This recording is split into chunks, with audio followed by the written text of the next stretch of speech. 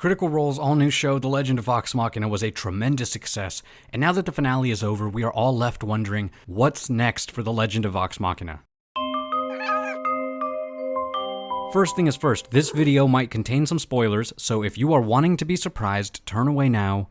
You have been warned. Amazon Prime has already renewed a second season. With the success of the original Kickstarter and with Critical Role breaking the record for the most money raised, Amazon spared no time deciding to fund the second season before the first had even been finished editing. I guess they saw something special in it too. If you were wondering whether there is more coming, oh yeah. With the wild success of the series, I wouldn't be surprised to see a lot more of this show in the future. Secondly, when it comes to the actual storyline, that finale cliffhanger is quite the doozy. 4 dragons closing in on Amon, as the seat of government is relinquished by Uriel, a moment that is supposed to feel like a victory for Whitestone, for Vox Machina, and for the viewers, and instead turns into a moment of pure terror. What an ending. For fans of the show, you know these dragons flying in from the sunset to be the Chroma Conclave. If you remember the blue dragon from the beginning of the show and the hints of the other dragons throughout the first few episodes, you'll remember seeing a particular pattern on the floor.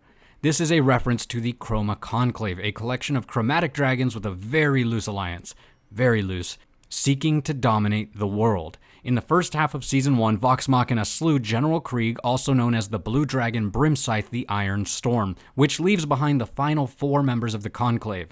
These 4 dragons are known individually as the Black Dragon Umbrasyl, the Hope Devourer, the White Dragon Vorigol the Frigid Doom, the Green Dragon Raishan the Diseased Deceiver, and lastly, the Red Dragon Thordak the Cinder King. There is still lots to come, and I imagine Season 2 will really test the party, and we might even see some special guest appearances for characters like Cash and Zara, and maybe even Archon the Cruel. Lastly, the hints of Vecna throughout the series are hard to miss. From mentions of the Whispered One to full-on apparitions from a skull-faced ghostly figure, Lady Briarwood has set in motion one of the biggest arcs in the Vox Machina campaign. Vecna is a powerful lich, and without giving too much away, Vecna will play a massive part in the show and make for a great Season 3 and potentially Season 4. Beyond that, we have had quite the arc for Percival, and we can only expect even more arcs for the other characters and lots of developments, budding relationships, and more. Now, with all of that said, obviously I am not someone that works on the show, and this is all speculation.